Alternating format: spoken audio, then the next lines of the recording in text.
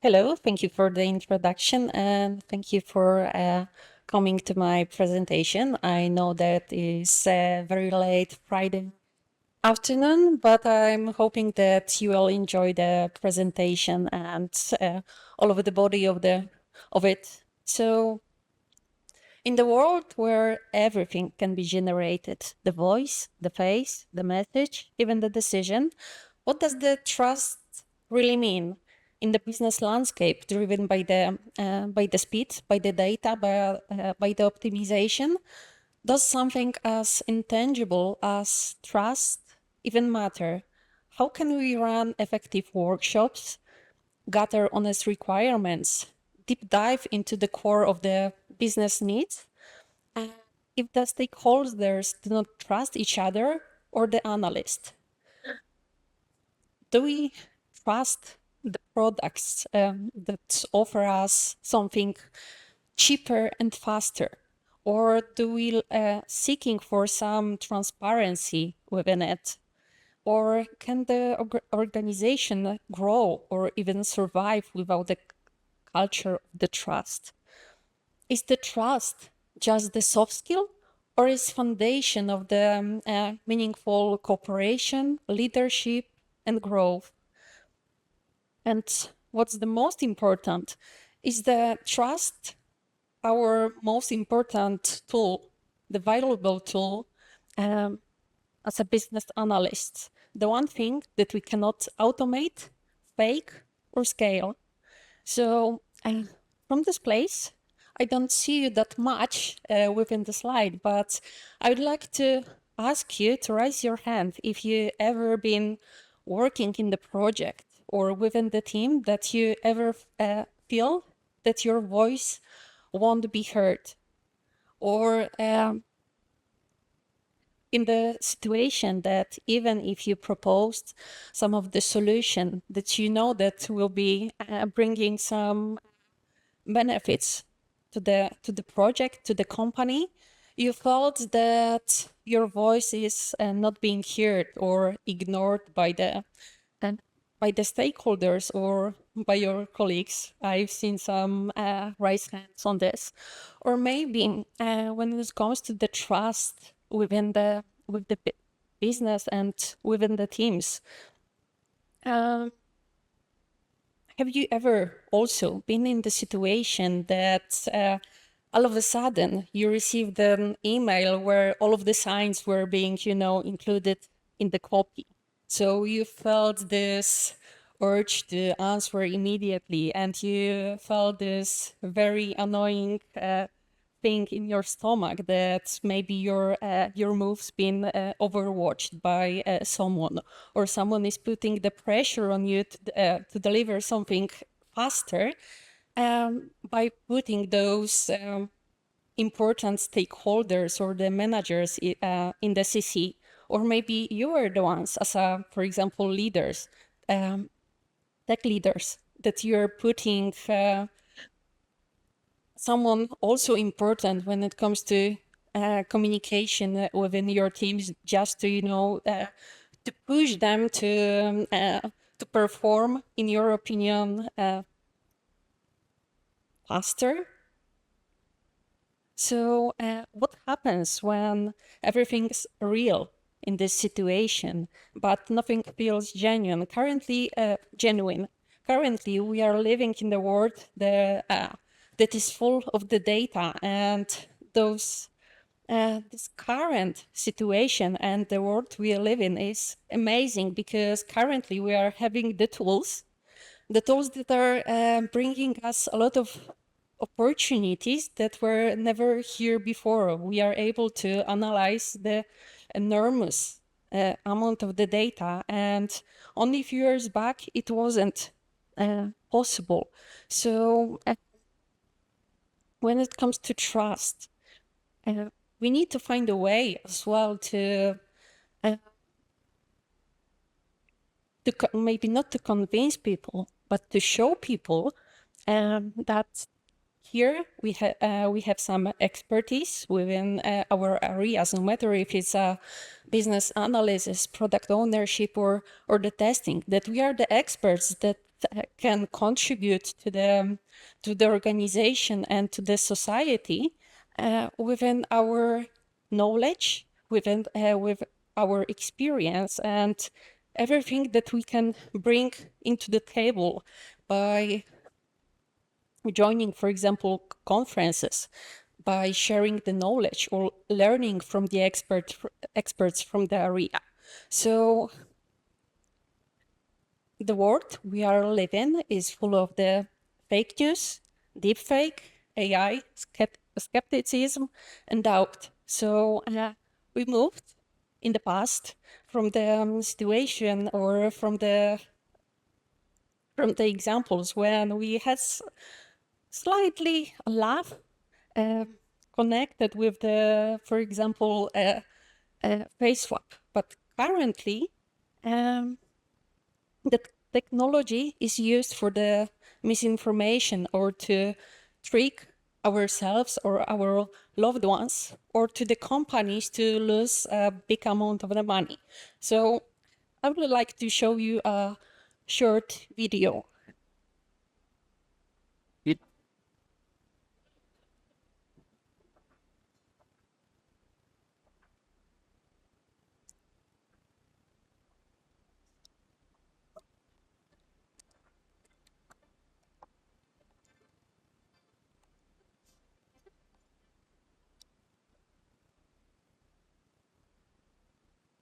Hey, Mom. Hey, Dad. It's me, Ella. Well, a digital version of me, just a bit older. Amazing what technology can do these days, isn't it?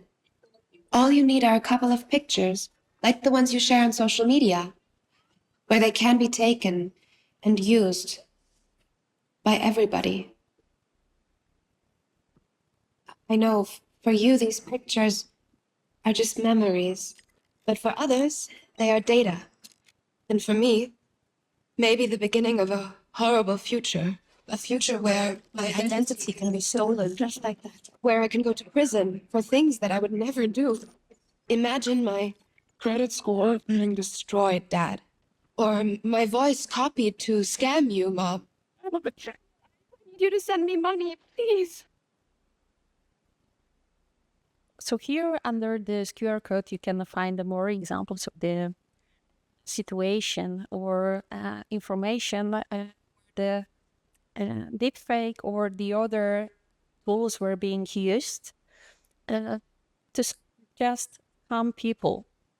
And for those who will scan this QR code, I would also encourage to learn a little bit more about the halo effect. And when it comes to the intentional manipulation, we need four items to build the information that can be used for the manipulation. So this kind of information should be built on the beliefs, emotions, opinions, and actions. So it has to somehow got into the bottom of our own lives, to the bottom of our hearts, to find this weak spot that we tend to forget how to search for the information, how to validate the information, something that just sounds like it is true, but in reality, it isn't. So to give you some real cases from the recent news. So celebrity impersonation, financial fraud, political manipulation, and media misinformation.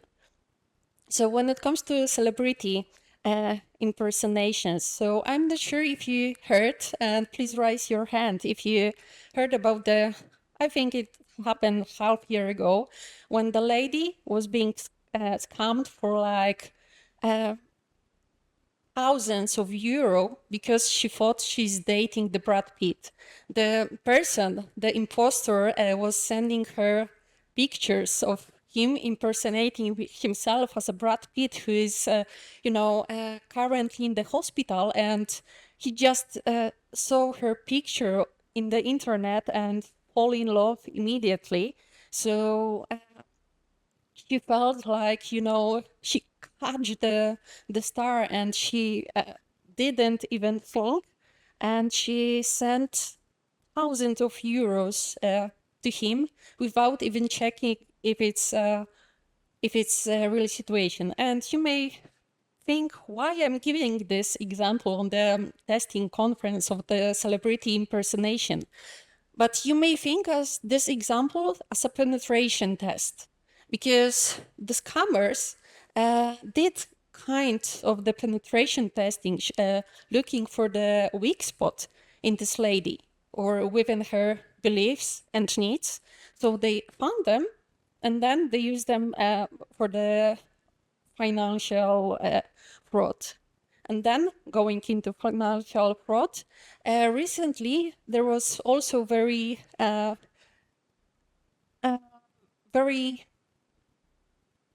for me, important usage of the deepfake.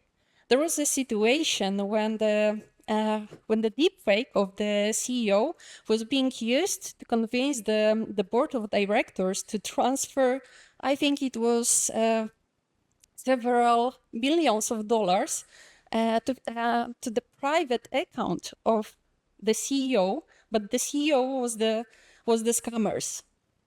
So even if this deepfake was not even brilliantly engineered, because the board of the members had some troubles to hear the CEO, and they've seen that the video is shaking, but even though, because they thought it's him, they decided to do this money transfer. And for this, it's also like if we are testing, we need to know the process. And within this specific situation, you may think about the two-factor authentication. So in this specific case, it was missing. The board never checked, didn't call like directly to the CEO or not validate the information, just transfer the millions of dollars to this private account. And then political manipulation. 2 years ago, I think, there's happening the elections in Slovakia. And during this election, one of the candidates was about to win. But just 2 days before the election day, during this silence period, also the deepfake was being, released. And during this deepfake, all of the people within the country, all of the voters, could hear that the potential prime minister, this candidate, was trying to bribe someone from Russia.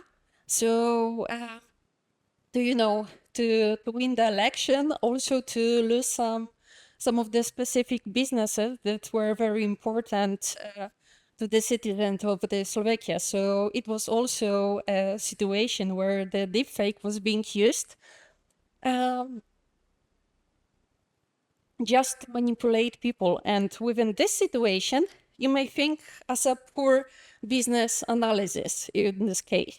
And why business analysis when is the political manipulation? Because you may want to think about choosing the members of the parliament, like choosing the steering committee or choosing as a board members for the specific company. And if it's failing, the whole organization is failing. And within this case, the country as an organization is failing. And media misinformation, within this context, recently during the war in Ukraine, there was also the several attempts to impersonate Ukrainian president, that he's admitting that he gave up the country, and now he's open to negotiate with Russia or to give up everything just to finish the war. So within this case, it's similar like this political manipulation when people are trying to convince to their specific point of view using the fake information and the poor business analysis. And how the information should be the real one. So the real information should be truthful and should be verifiable. So we need to think each and every time when we are creating some of the notes for our business, for our stakeholders, for our colleagues, when, for example, writing the user stories or writing the acceptance criteria or deciding in which way to move within the project. So, to keep it to the facts. And I truly believe that the trust is a core enabler of our work, no matter if we are the business analysts or the testers. So I have here the three elements that is, I would say, common within our work. So it's a gathering requirements, driving UATs, and being involved or creating the stakeholder engagement. So when it comes to gathering requirements, do stakeholders open up if they do not feel safe and if they do not trust us? So during the UATs, do our stakeholders align with us if they open up, if they do not feel that we have their back, or they are just in the situation when they do not trust us, if they are just provide very shallow information or very shallow feedback about the features that they've been testing or looking at.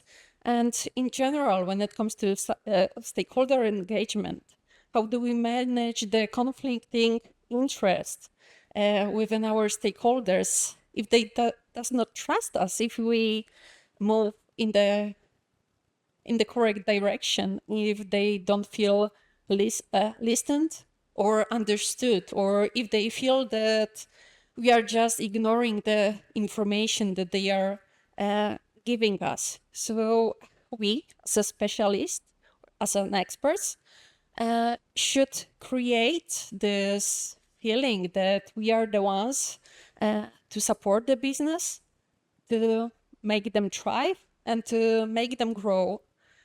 And what is sometimes stopping us or making our lives a bit more difficult within the business relations is the oversharing versus authenticity.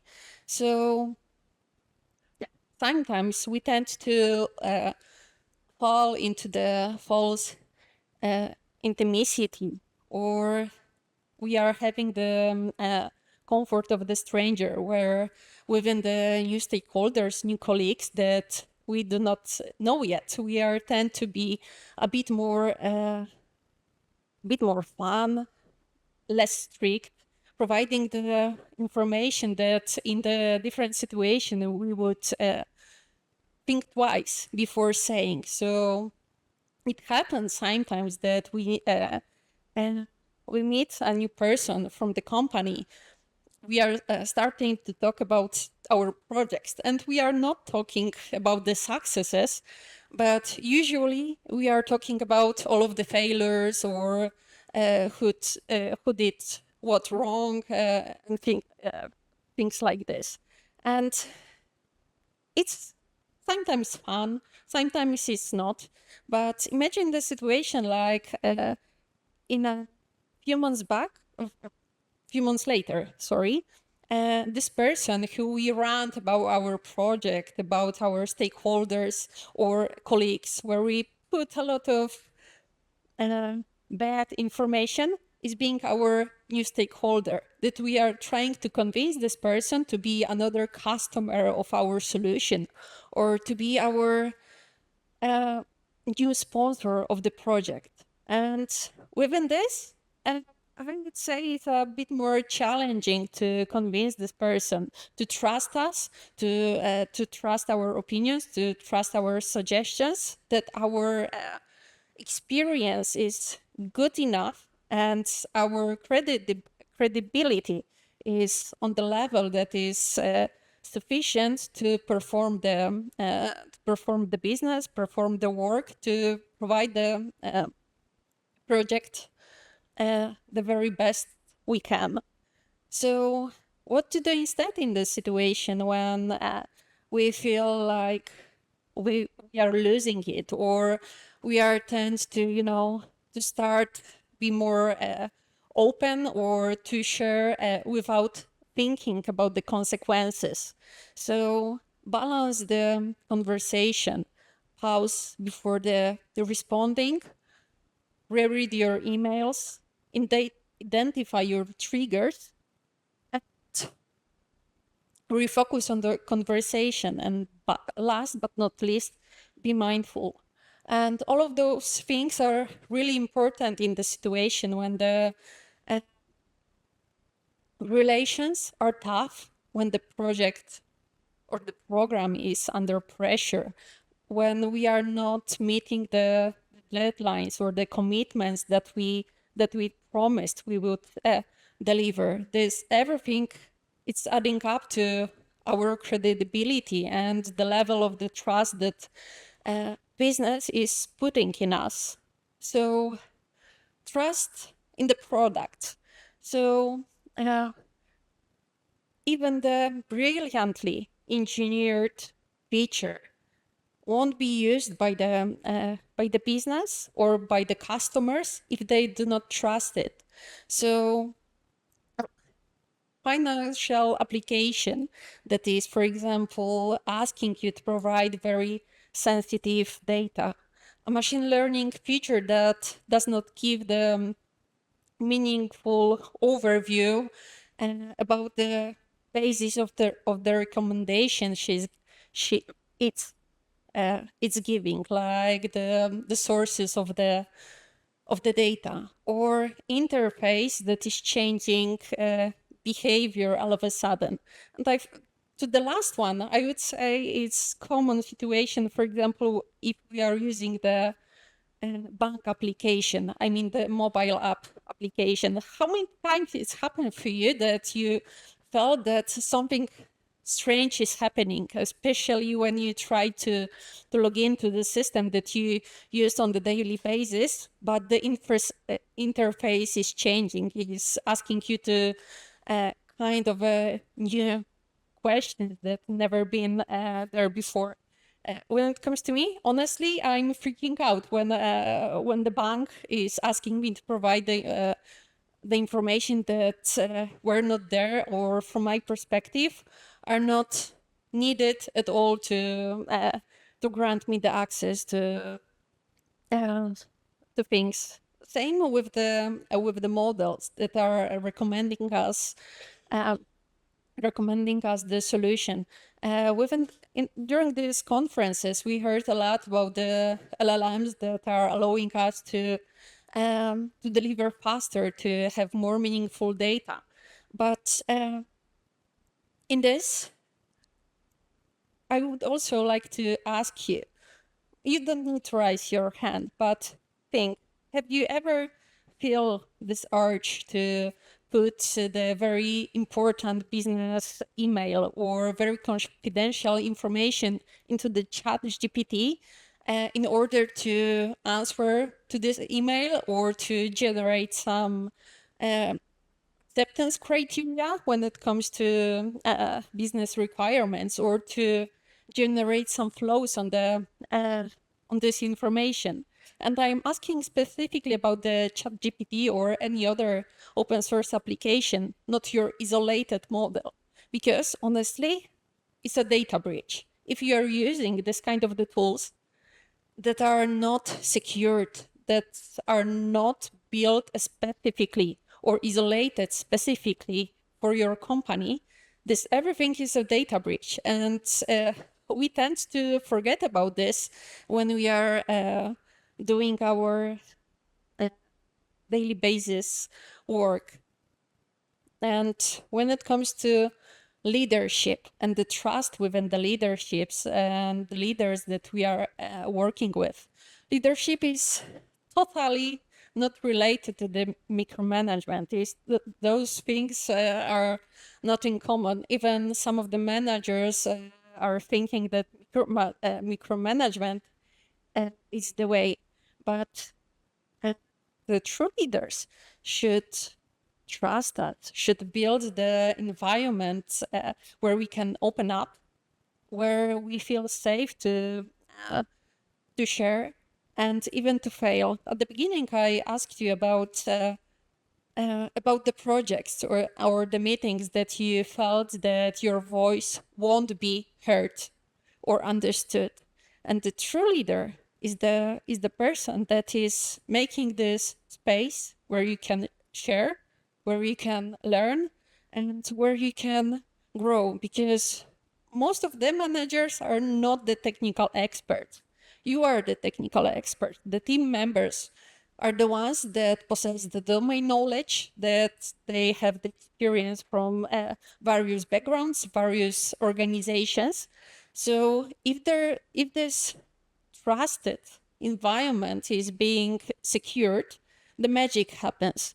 The teams are able to take the ownership for the certain parts of the process, for example, or providing the very brilliant ideas how to run the business or how to tackle the challenge from totally different perspective, or they are making better decision independently.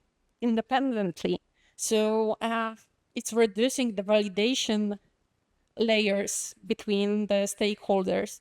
And also the communication is more transparent within those teams. So people are not afraid to share their minds, and do not afraid to speak it, even if their point of view is not common across the whole team. So it's giving a perspective to the others, because it may also happens very often that the people who are speaking up the most during the team meetings or during the meetings that could be an email are not the ones that know the most, but the ones who just want to be visible. And leadership is about uncovering those individuals who are having this knowledge and can uh, drive the change within the organization. So what can happen without the trust? The miscommunication, redundant validation layers, decision paralysis, high turnover, and low morale. So miscommunication, I would say, is self-explanatory. So in general, gathering requirements or validating them and testing them is taking way much more time, because our stakeholders do not share previously openly with us, because they didn't perceive us as partners within the communication just described, or just the people that are the bottleneck within the project. Redundant validation layers. So meeting for a meeting for a meeting, and which is not like, the one to make the decision, but once and again to debate without taking the final decision. So this is connected with the decision paralysis that is there. People are not feel secure enough to say this final, okay, we are signing it off, we are going into production, we are releasing something. It's the doubt and lack of trust is there that the solution is good enough to be shared worldwide or to be shared with the others in general. High turnover and low morale. So if we are the people that we are constantly trying to speak up, to propose some of the new solutions, and we are not being heard or understood, or within the situation that if the project fail and there is no safe space for us and we are being treated as a scapegoat or and be blamed for some of the failures, those people, those specialists will not want to share anymore. They will just do the basic stuff just to not be fired.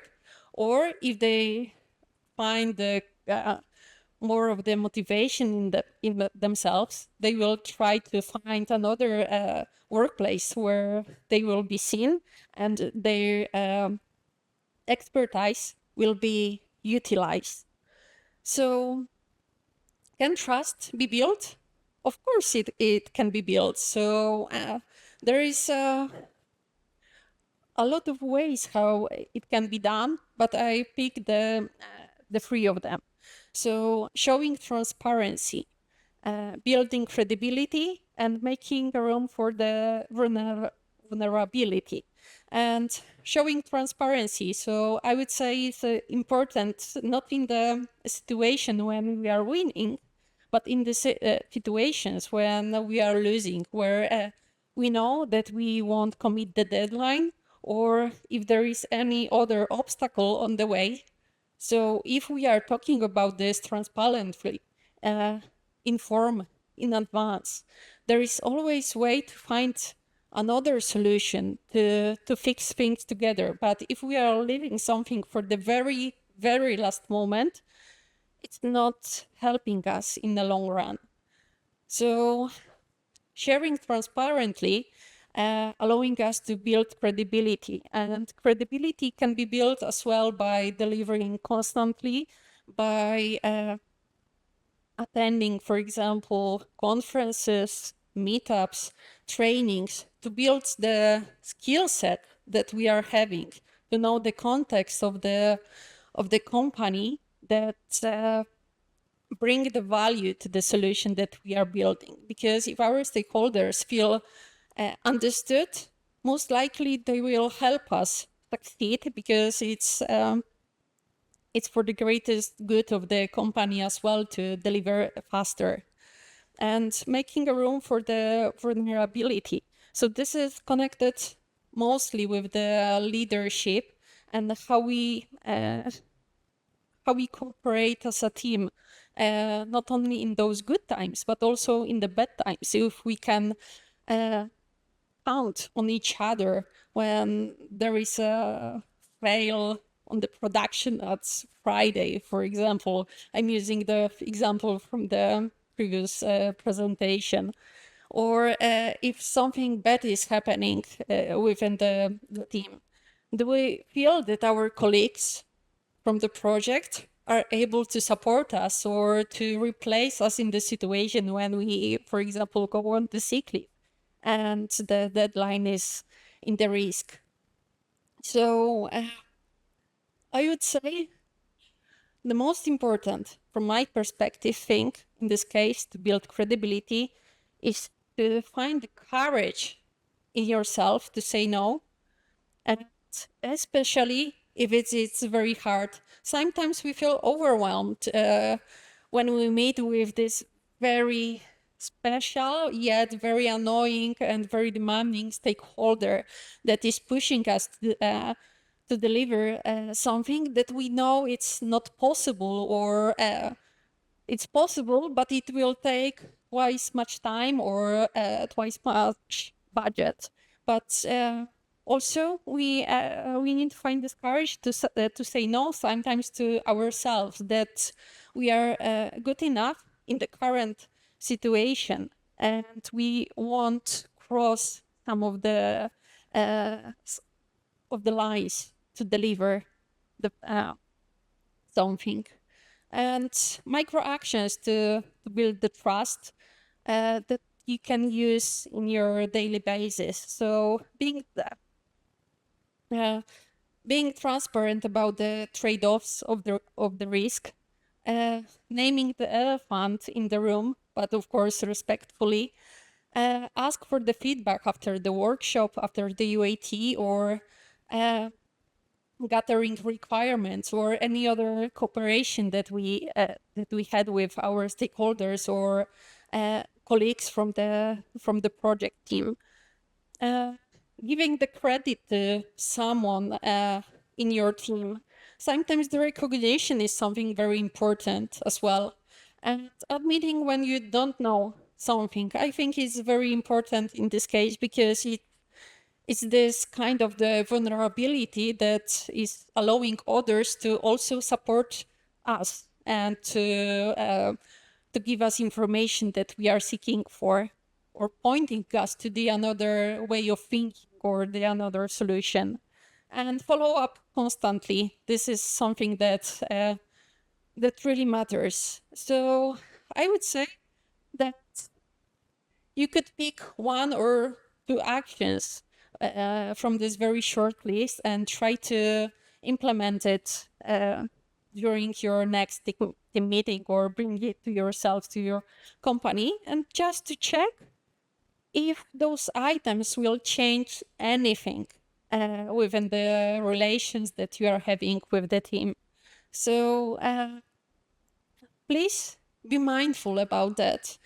Try to find the courage in yourself to not be the smartest as well in the room, but allowing others to speak up, to share their minds, because in the long run, it's really important. And I would say the trust is the most important, the most valuable tool that we have. The one thing that we cannot automate, fake, or scale is something that is very inside us, and which is building us as humans that others like to cooperate with.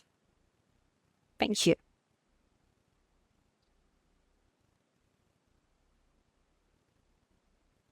If there are any questions, I'm happy to answer.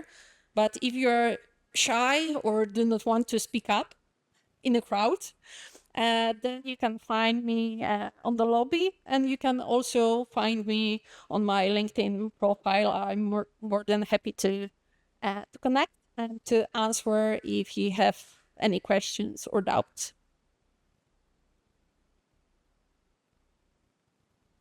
No questions for now. So thank you very much. Thank you. And have an awesome rest of the day.